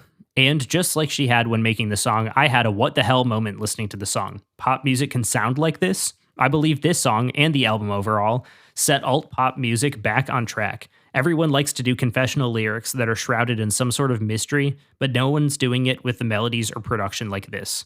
This is my Taylor Swift right here. This song also has my favorite line from the album. "Sometimes I don't know who I'm singing to. Who is the you who I sing to when the house is empty?" And it has a 1 minute and 1 second outro. There is nothing I love more than a long outro. Everybody knows that. And of course, you open the door to another door, to another door, to another door, to another door. I ended up giving this one a 4.5. The style of the song is so hard to place for me. It's so specific. It does feel lacking, in all honesty, when it comes to the production. But there's one thing that I think is excellent in this song, and that's the reason I like this song, and that's the chorus. Now, I do think it goes on for too long at the end, but the chorus is so strong that it pushes it to a 3.5 for me. That's how strong it is. I didn't hate this. I give it a 2.5. Okay. The door is repetitive. Yes. But she does stop right before it gets annoying. I'm like, damn, this better end right now. And then it does. No, it didn't entirely annoy me as much as Pang. I think this is how I see it, is that like when you're hanging out with friends or you're at a party, something that annoys you in the beginning is going to bother you way more than something that annoys you when you're already kind of finishing the hangout or day. So if Pang does that annoying thing, let's say there's somebody who has a very annoying quirk at this party or hangout, and they do it, or they bring up a topic you know you're not happy or comfortable with. Right at the beginning, that shit is sticking with me for the next 4 hours. I'm going to be like, I'm going to hate that and kill that guy after this party. I hate this. I'm going to go home. But if he only does it as I'm out the door, no pun intended, we're like, hey guys, great party. See you guys. And then he does this thing. I'm like, okay, whatever, man. I'm going to go home and sleep now. That was already a great day. You're not going to ruin this for me. That's the door. I'm more willing to forgive the quirk of that repetition when I know there's only one more song left. I do think this song, production-wise, feels a little bit closer to what you like. Yeah, it is, dreamcore. It's nice. We got one final track here. Track number 14, Parachute, written and produced by Caroline Polachek and Danielle Harle. This was the third single, released the same day as Ocean of Tears. You may have noticed something. I have not picked a least favorite song yet. I wrote down, this song does nothing for me. I'm sorry. I think Door would have been a great end to the album. I forgot that this song existed because this is the one that I did not add when it came out in July. And then I looked back and I was like, oh, I never added this. And then I got to the end of the album. I was like, yeah, whatever. This is a 2.5. I think this is a bad end to the album, unfortunately. I get what she was going for. I just don't like this song. I don't hate this song. It is just ultimately like like it isn't really anything to me. It's still a 3 because I think there's some interesting stuff going on with the production, but it's not enough to make this anything more than just a meh. I will say it does mention Los Angeles, so I do have to shout that out. Okay. I think that Door and The Gate are like perfect bookends, right? I mean, they're both entrances. Where did this come from? I don't know. It just seemed like she had a really good idea for a song. It's not a terrible song. I gave it a 2 just because it's what you guys are saying about like, hey, big guys. It's just kind of like whatever, not really memorable. I kind of forgot until I looked through my notes just now or my scores. Like, oh yeah, that one. I had it at a 2.5, but I just lowered it. So it's like, why did I remember every other song from this album and not you? Yeah, kind of a sad petering end. Unfortunately. This is like after the party, you got to go get gas. You got to get gas on the way. It's just kind of like, damn, I can't even go home yet. So that brings us to the end of the album. Instead of just talking about the album overall, I do have a line of questions that I'd like to get to. And I'm going to ask all these questions first, and then I want to hear our scores. So, David, I'm going to start with you. Will you add any of these songs to playlists, and will you return to this album? I'm not going to return, probably, but I will add Look At Me Now. I don't know what playlist yet, because, I guess pop, but it just like, it's such a different style. I don't know where it fits in. And, David, do you consider yourself a fan of Caroline Polachek? I don't know. I feel like I'd have to listen to more. I'm intrigued, but I'm not a fan yet. I'd like to hear your overall thoughts on this album and your score. I will say, I like this much more than I thought I would in some ways. The thing that really stood out to me is that it really depended on the song. There are so many different like changes in this album. There's so many different like styles and variations of styles and influences that it feels cohesive because it's not cohesive, if that makes any sense. And I think that does make it a very hard album for me to like consider as a whole in some ways, even though I think it works very well as an album. Ultimately, I think my reaction to the overall album is the same reaction that I have to specific songs where parts of it work better than the whole.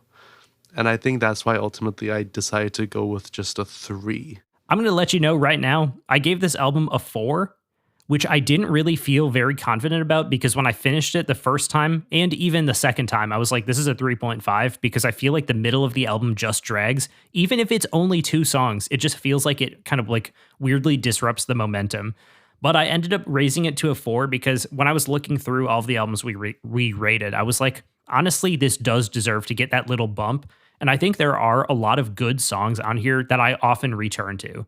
So I ended up giving it a 4. And of course, I said it's very cohesive despite being like all over the place. I feel like it takes you into a world.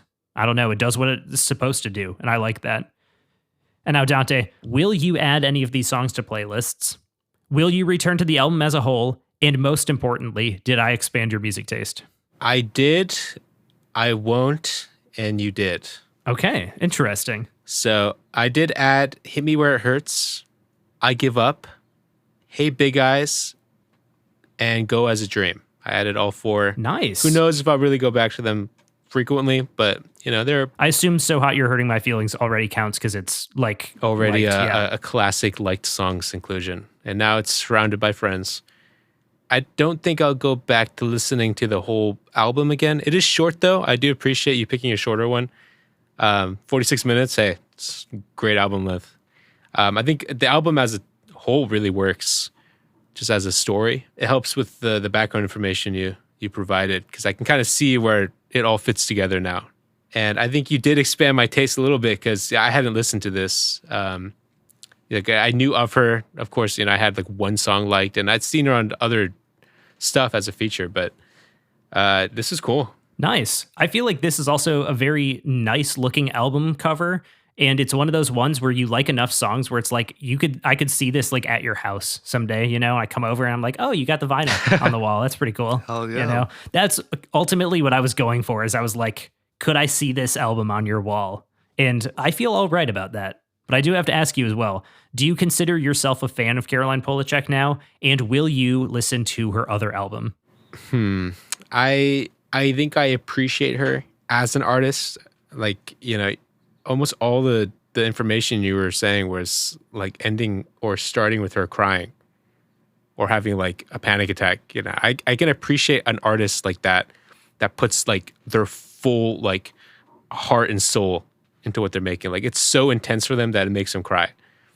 And you can feel that in this, they're not nonchalant about it, which is cool. But I don't know if I'd call myself a fan. I don't know. I need to get sold. Maybe in a future album or another one. I'll probably give it a listen, but this is a good appetizer. I'm like, wow, this restaurant might be cooking. What did you give it overall? I had it a 3. I think I'm going to say 3.5. Nice. I feel good about that, ultimately. You made it sound really bad before we started recording. So ultimately, I was just I'm thinking happy with about that. Ocean of Tears, I think. Yeah. No, I wanted to play it up a little bit too, scare you. I'll give you a chance to have any final thoughts as you ponder the most important question I have of all. What did you think about this elite pairing that we did? I think there's nothing in common between these two works. And when I was watching the movie, I was like, oh my God, there's nothing here for me to connect these two with. They both start with PA. That's true. Hopefully what is in common is that Dante likes them at least a little bit, but we'll see. I'm feeling okay about a 3.5 for the movie, honestly, for Dante. Yeah, what are your guys' predictions for that? That's my prediction. 3.5. I feel good about it. 3.5? All right, David, come on. This is your pick. You got to guess. Okay, I kind of feel like it could be either like a 1 or a 5. I feel like... Lock it in. I want to hear it. I'm going to say it's going to be a 4. Damn, you didn't do any of that. You said 1 or 5. You picked 4. And like we said earlier, if David ends up knowing Dante better, then I think I am no longer allowed to be his friend, unfortunately. So 3.5, I'm feeling This is okay. a battle royale. It is. How about this? Whoever wins this gets to stay. The other person gets kicked off the podcast. Well, whoever loses gets to be my and friend. Dante replaces punishment. them. Oh, I'm feeling better about my chances now. Does David have to be completely right? I don't think so. Or you in this case? Like if it's not a 3.4 or 3.5 or not a 4? I think if it's higher than what you gave my album that I gave to you, I think I lose. Oh, I see. Okay, got it. So my guess doesn't really matter ultimately? Well, it matters because I want to hear, David. I want to hear what you guess because I'm your friend. I mean, in terms of like the outcome of the podcast. No. Then I'm happy to say 4. I was scared. Scared I would have to be your friend. That's really the punishment. Some of you audience members who don't realize you can just look at the title of the episode are probably wondering, what the hell are they talking about? What movie is this? We're talking about Paper Moon. Paper Moon. Which is a road comedy drama. I'm going to throw out the logline, and I want to hear what you guys think. During the Great Depression, a con man finds himself saddled with a young girl who may or may not be his daughter, and the two forge an unlikely partnership. Yeah. Sure. I think the daughter thing is good to get audiences. They read that and go like, oh, there's mystery. Doesn't really come up. No. Not that much. I do want to ask, have you guys ever heard about this movie? Never. Yes. It was on, I think, a Cinefix top 10 when I used to watch them a lot in high school.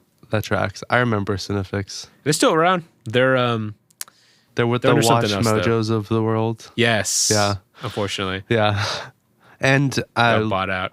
shouldn't forget Miss Mojo too, because that exists for some reason. We're bringing back 60s sexism. We really are. Yeah, we got to split everything up. Miss Pac-Man. I mean, like, why not just make everything on one channel? Like, why split into two? That's what I mean. Because of the women, David, obviously. Yeah, because their lists have to be separate. Is that what you're saying? Yeah. Yeah. I guess that's what I'm saying. That's what they're saying. Let's get the credits out of the way first before I tell you a little bit about this movie and the people involved. This movie is directed and produced by Peter Bogdanovich. It's written by Alvin Sargent based on the book Addie Pray by Joe David Brown. The cinematography is by Laszlo Kovacs. It's edited by Verna Fields, and the music is by no one. Was it completely musicless? They might have used like some stuff in the carnival scene, stuff like that, but that's obviously not something original. Yeah, they like sang a song on the radio. I guess there's no but score, there's though. no like original score. Yeah. That's why it feels old. That's crazy. I thought it was quiet, but I guess that's why. Wow. No score, and then also obviously the way that it looks makes it feel like an older film. That's crazy. Even though it came out in the 70s. Yeah, wild. This is also a movie that was distributed by Paramount Pictures, and it's rated PG. The movie stars Tatum O'Neal, Ryan O'Neal, and Madeline Kahn, amongst others. You guys notice anything in there? Father and daughter? Is that what you mean? Yes. Oh, okay. Yeah. I feel like a lot of people, when they watch this, don't realize that it's father and daughter literally in real life, and then they realize when they see the credits.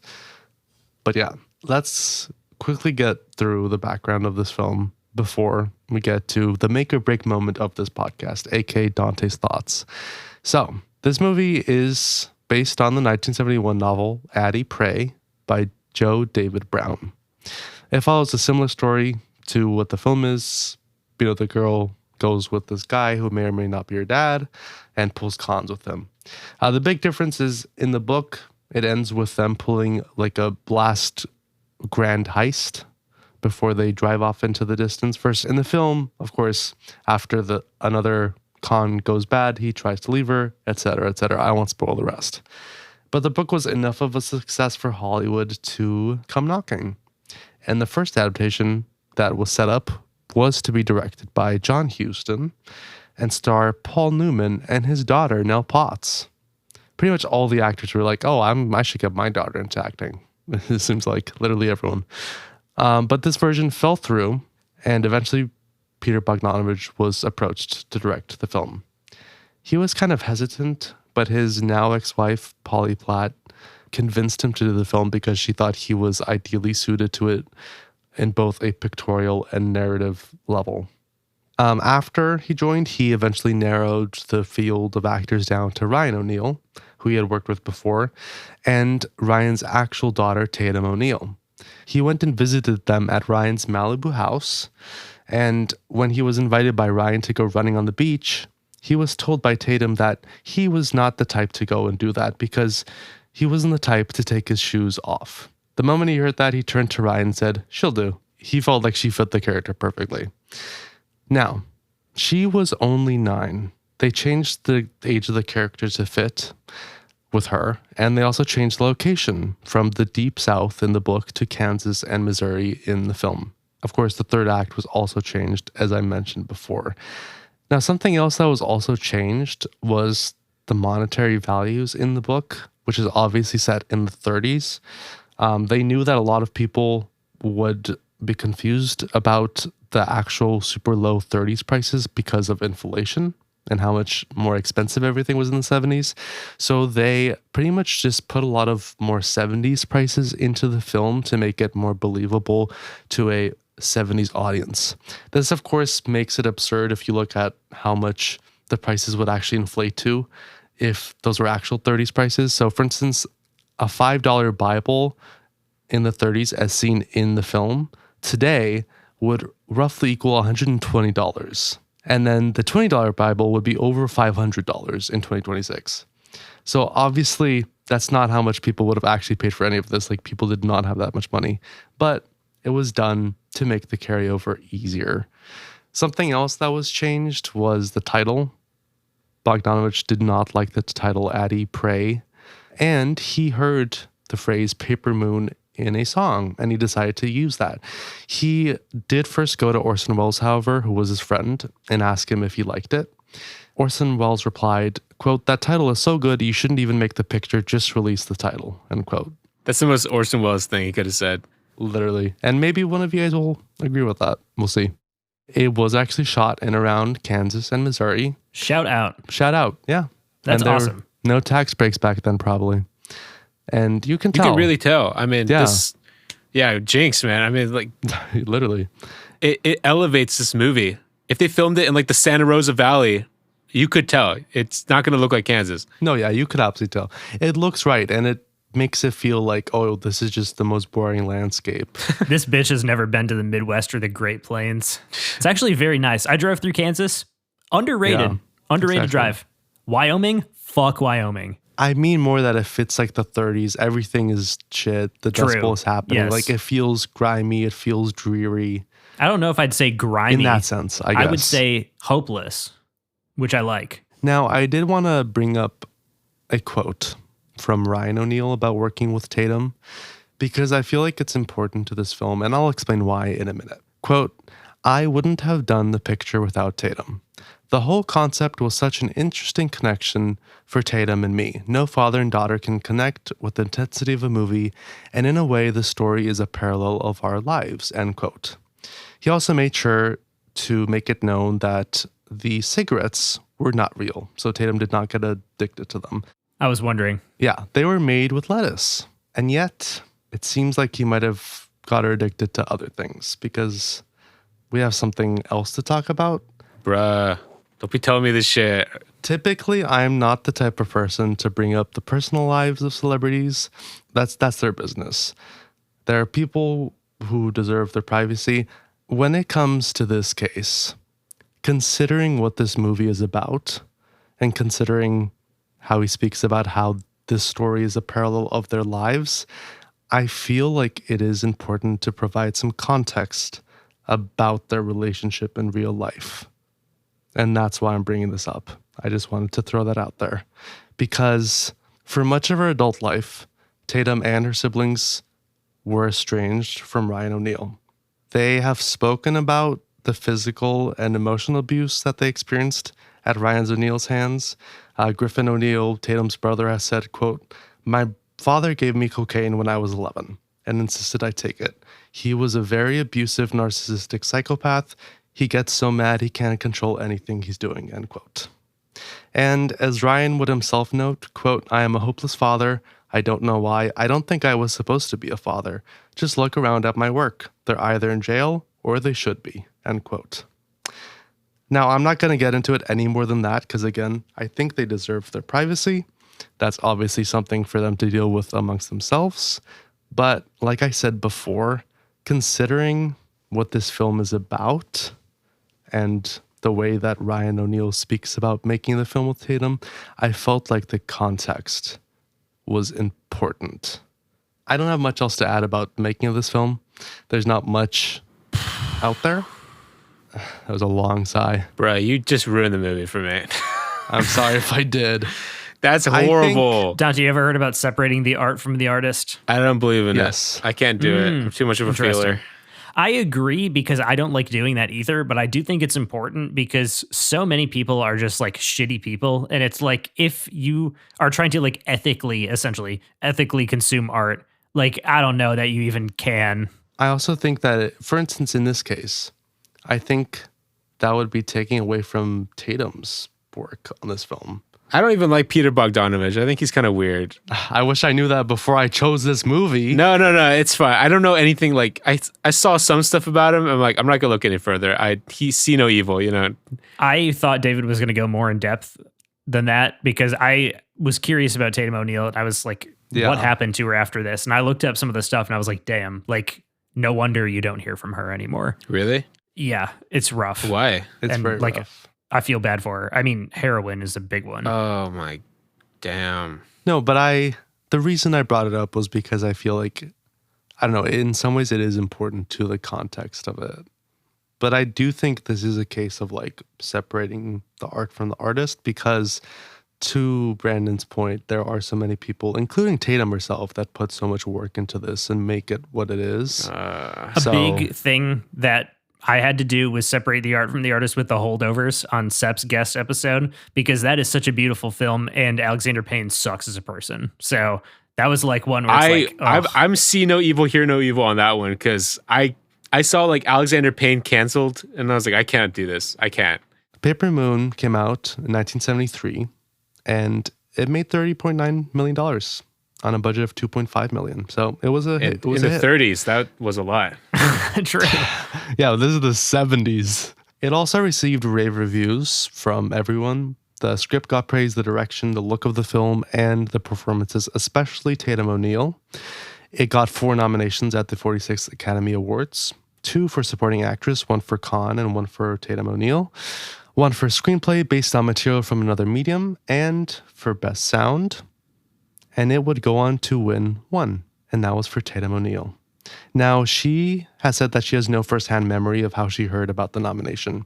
But years later, she heard from Vivian Kubrick, whose husband Stanley Kubrick, of course, worked with Ryan O'Neal on Barry Lyndon, that, quote, Ryan O'Neal had been so upset that Tatum had been nominated and he hadn't, that on hearing the news, Ryan had socked his daughter.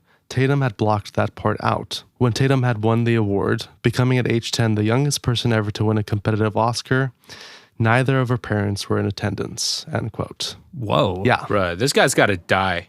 He did already, luckily, did. but he should have died a long time ago. I hate this guy. That sums up the relationship again. You can kind of tell in the movie. Honestly, a little bit. A little bit, right? I hate to say it, it does inform his performance in a good way because you believe him That more. this little girl is upstaging him at what he does best. I mean, yeah. Also, I feel like the that. relationship between them, you could tell there was kind of a, like, I don't know, there was something deeper there.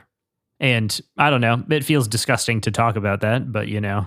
Well, you got to think about it. Every time we saw them together on screen, he wasn't hitting her. So there's that consolation. There's that. True, yeah. But yeah, she became the youngest Academy Award winner ever. To this day, she is the youngest at age 10. Good for her. Ironically, Linda Blair was nominated the same night in the same category for The Exorcist. Wow. So that's kind of funny. And that's kind of all I have on this film. It obviously is an acclaimed 70s classic, although it's definitely not talked about that much, maybe aside from O'Neal's Oscar win. So it is, in my opinion, more of a hidden gem.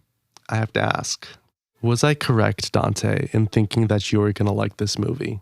Yes, you were. It's like exactly up my alley. I'm so happy. Okay, I was feeling that, but I wasn't sure. Quiet movie that does a lot with its setting, has some witty dialogue, you know, kind of the road trip story, as you were saying earlier in that genre, where they just travel place to place. You know, it was very cool. And then I ruined it for you by giving you the background. Then you kind of ruined it for me, but because I really did love that father-daughter relationship. I did a little bit of research to be like, where is she now? Yeah. Like, where are all these characters? Because there's so few. What happened to the actors? And you didn't come across that? I just looked at like Tatum O'Neal kind of older. I assume the picture's taken like 5-10 years ago. And I just kind of left it at that. I'm like, she's still alive, you know, whatever. I looked up the actor who played Imogen. Oh, yeah. She's like a hardcore anti-Trump Instagram account, 700 followers. I'm like, let's go. It's awesome. Interesting. Hell yeah. Trump is spiritually amazing. Miss Trixie. Yeah. the same person, really. Yeah, that's Honestly, true. yeah. Showy, flashy, domineering, just a huge asshole. So I'm like, I'm glad that's carried over. But yeah, I didn't know about any of that stuff. I guess I just kind of dodged a bullet on that one Yeah. until now. Well, and now I ruined it. I do want to ask, before we jump more into what you think and what I think, I am really, really interested. Brandon, how much did you hate this? I didn't hate this, but watching this, I was like, this is very much a David movie. Yeah, you can tell. Yeah, it's a kid that's this age, and you really like kids this age. Not in that way. That Wow, sounded really I thought that bad. was Oh my intentional. God. Keep that in. No. Oh my God. You're trying Keep that to get in. That's No. awesome. I feel like I feel like David's you about to like lose his damn stories. job, bro. Yeah, this is crazy. Literally. I'm sorry. God. Well, in stories, like we talked about The Sandlot, and I feel like really related to the stories. I should say that you related to stories about kids this age, Yeah. which also sounds weird because Because you're a man baby. That's what Brandon's I'm implying saying. something, right? Exactly. But anyway, as I was watching this, I thought I didn't know how much Dante would like this, because this is kind of a side of you I don't really know when it comes to movies, because I know you like, I asked you what your favorite movie was, and you were trying to decide between two superhero movies. And I was like, that's what I know. That is the most cringe Yeah. thing I think I've ever had described about me. That's so sad. What were the movies I was deciding between? I feel like it was The Suicide Squad was the one you ultimately decided on, but I don't remember what else Tracks. it was. This was the night that I moved to Sherman Oaks, and it was like 2:30 in the morning. We were at In-N-Out, and I was like, I don't even know what's happening anymore. And I just feel like that's right. Okay, like, well kind of what I that's remember. changed. Audience, that's changed. I'm not a big superhero guy as much anymore. What's your favorite movie of all time now? I'm curious.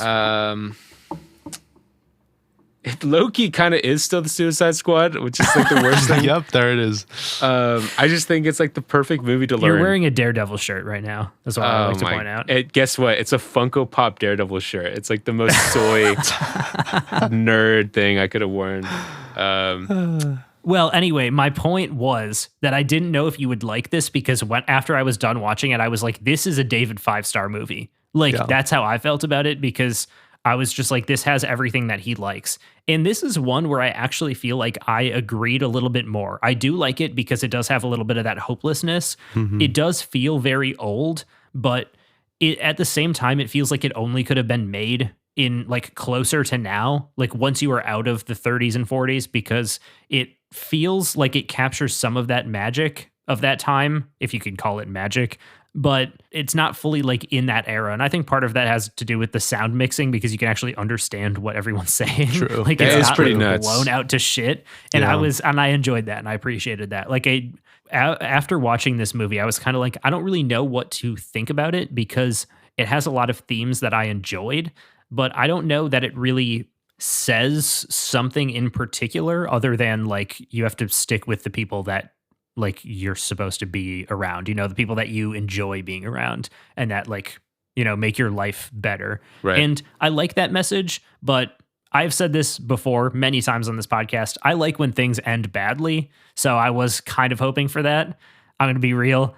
But knowing that it's a David movie that he would like, I was like, it can't end badly. So I thought he was just going to leave too. Yeah. I really thought that was it. I knew it wasn't going to be the end, because I was like, there was no way that David would have liked this enough to What do you watch it mean? and then suggest it to somebody else. I feel like you just like when it's a story about a small child, you're like, I want it to end good for the kids, so then they can grow up and be what I am now, I guess.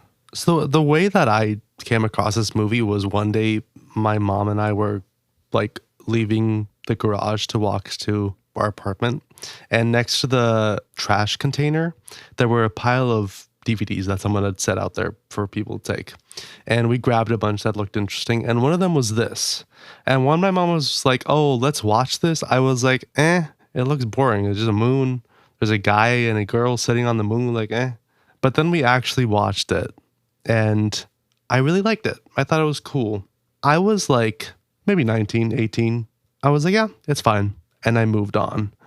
Back in September of last year, I watched this with Jennifer and friend of the podcast, Danny. And in some ways, I think I was at the perfect age, because rewatching this, I fell in love with it. I'd obviously liked it before, but this time it worked for me on just a much deeper scale. I think it's such a beautiful film about just two people that find each other and find someone that kind of speaks their language in a very specific way. Whether or not this is because they're related, I think isn't ultimately that important, which is why that's never resolved. In my mind, he is her dad in the movie. But even if he isn't, it's ultimately not about that, I think. It's about two people that in some ways don't know how to talk to a lot of other people or connect with them, but they found someone else that is similar in some way. And that's why at the end, I think she does run after him and they have that reunion. And of course, it's done in the only way that they know how to do it, aka give me my $200.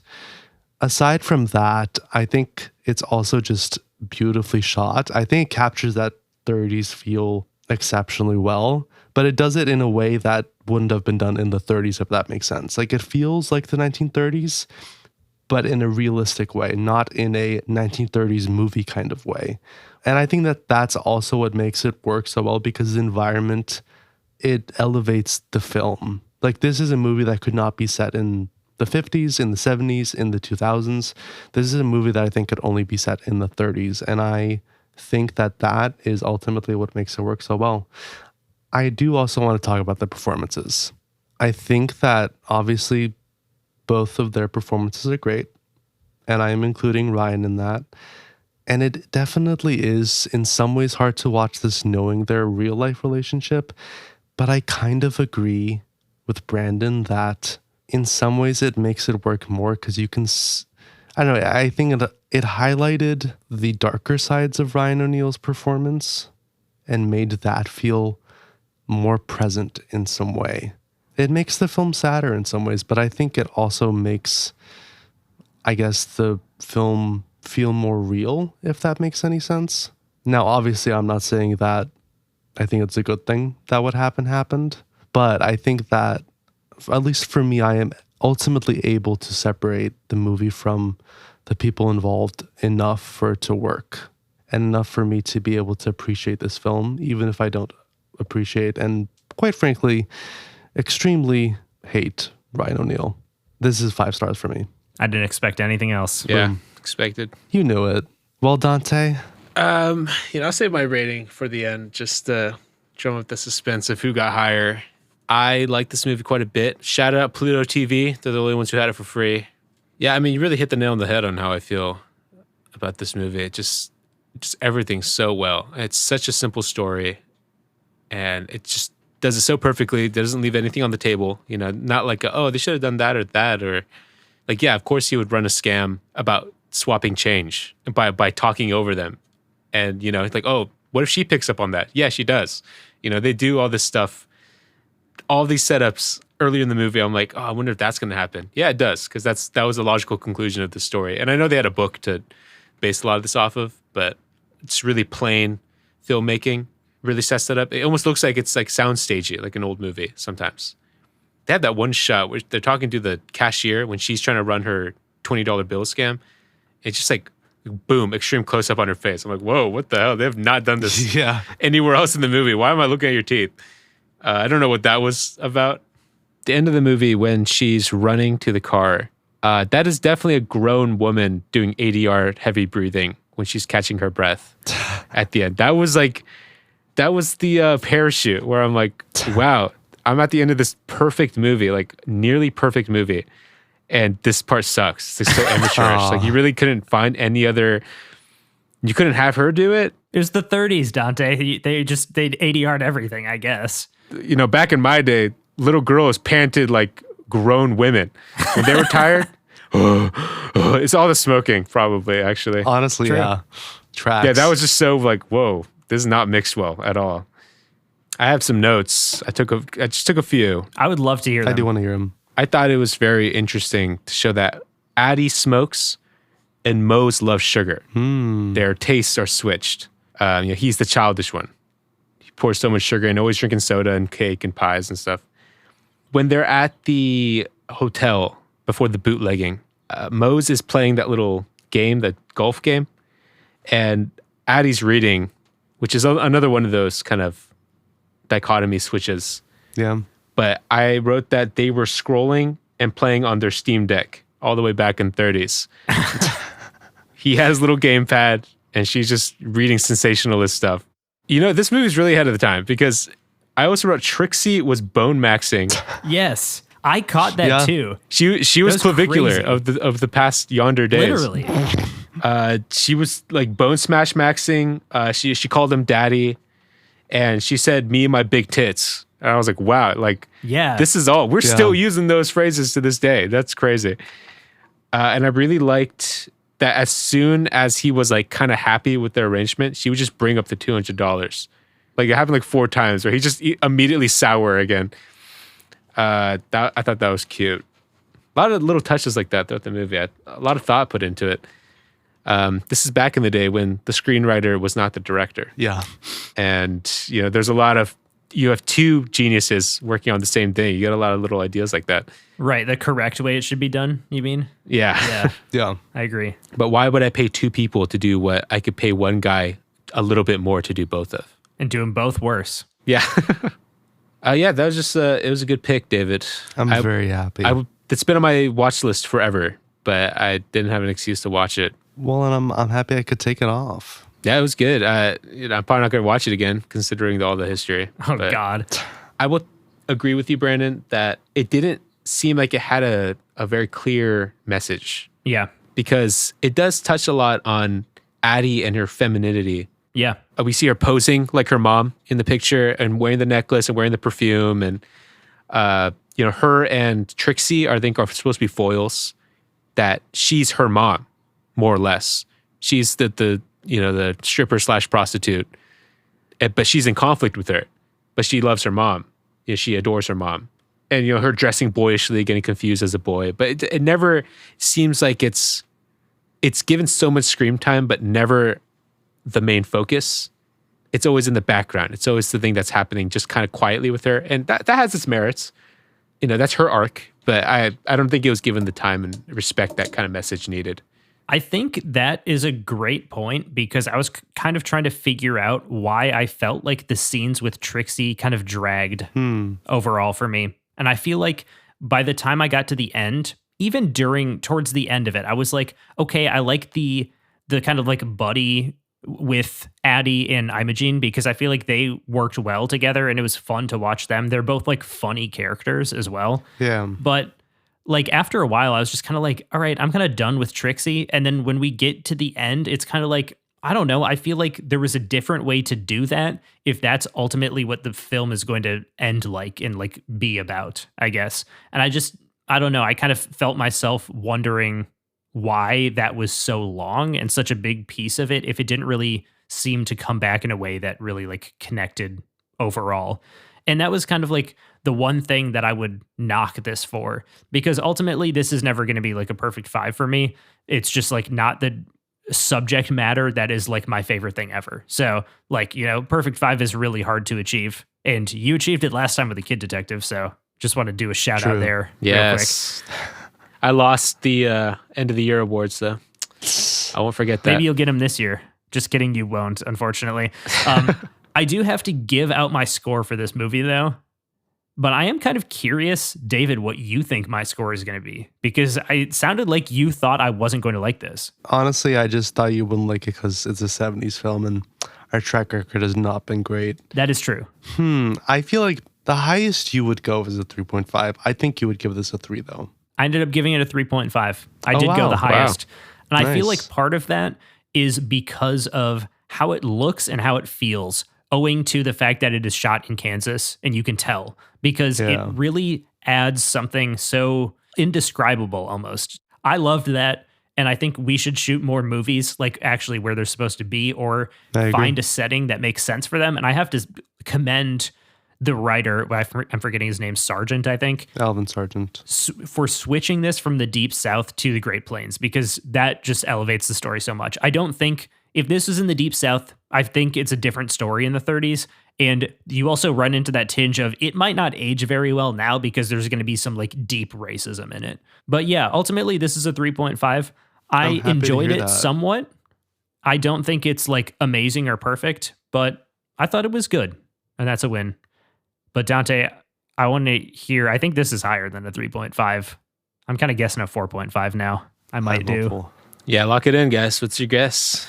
I'm going to do 4.5 now. I'm doing 4.5 too. Not to piggyback off Brandon, but that's what I think. That is correct. 4.5. Nice. It was a 5 literally until the ADR. Wow. The breathing. Wow, damn. That I knocked it down. 100% respect it because that is the shit that I do too. If it is not actually perfect, it is not a 5. At that point, it wasn't subjective taste anymore. This was a technical error. And I was like, Yes. wow, okay, bye. I will say that ending is so good to me that I don't even care. It's still a 5. Because it's a happy ending. Exactly. Well, it's also the perfect ending for this film because it's happy, but it's not done in a way that's like, it's not schmaltzy, you know? Even like she runs back and she's literally just like, I want my $200. Shut up. And then they have to go run after the car. Like it is happy. And it's, first of all, it fits the theme of the film, I think, which is like these two people that have a connection together that don't really connect with anyone else. And that's literally why she's like, I want my $200. That's their language. And then their problems are going to continue because they just have to go run after their stupid ass car that just drives off. Like it's happy, but it fits the film. See, she wanted like a domestic life, right? That's throughout the film. I think that goes along with that feminine kind of conflict / theme. Like she always wants the piano. Like even when they first open the door to the aunt's house, piano right in the frame, which was like, I was like smart. She like plays one note and then just dips. I agree that it was like the perfect ending where like she tasted domestic life for even one note, and she just out of there. She left her skates too. She realized so sad. it's about the people, not the surroundings. Yeah, That was probably boring anyway. If I had to live in St. Joseph, Missouri, like that's fucking send me back to Kansas. What are you even gonna do there? The radio was like, "Hey guys, get to church." I was like, "Oh my god." So we've reached the end. We know that David is a better friend to you now than That's me. right. Yes, But I would like to defend myself real quickly and say that you did want something weird. So I think that in that regard, I did deliver, even if it wasn't perfect Sure. for you. It's true. In an alternate universe, if you never asked, you might have gotten a 4.5. True. If I went with what I was initially thinking, I think I would have gotten a 4 at least, but maybe higher. Let's shift, as TikTok says. Let's shift to a new reality where that happened, and we're all still friends. David, unfortunately, you are kicked off the island. Dante and I are friends because I scored lower. True. Yeah. I'm fine with that. Now Brandon has to suffer. Oh, wow. Yeah, Wow. I already do. That's right. Because someone didn't come to any estate sales with me. Maybe we'll touch on that What at is the end of that this. about? David wants to go to an estate sale in LA, and I'm just never. Free? Interested? I got one day off. I don't want to drive to Sherman Oaks. It's like a 55-minute drive, traffic. I said we would meet halfway. We could meet halfway. How are you getting there, David? Where? There's like no estate sales on the way. My car has no AC, David. We could go to Thousand Oaks. You're going to Calabasas? Oh my Thousand gosh. Oaks. Calabasas. Oh, that's demon's country. Calabasas is the meanest people you'll ever meet.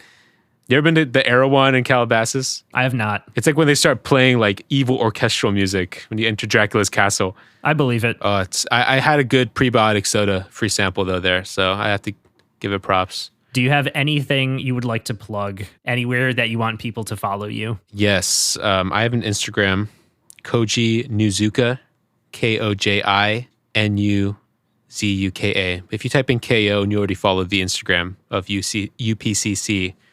No, wait, UPCPC? All right, if you follow UPC already, my name should come up because I've been a long time Yes, follower. I can link of it course. in the description of thank this you, episode thank you. for you. Exactly. And it will be linked in the Instagram post announcing that this episode has released. So Thank you. can I also hope you find find a it very there. flattering picture to Oh, you know which picture post I'm with putting. it. I implore you to name the post "Paying Per Moon." Oh, I like it. So stupid. I'll do it. All right, thank you. I'll do it. If you have any money, I'll take it. I have a lot of unproduced and not finished scripts, so take a look out for those. They'll be done in a few years.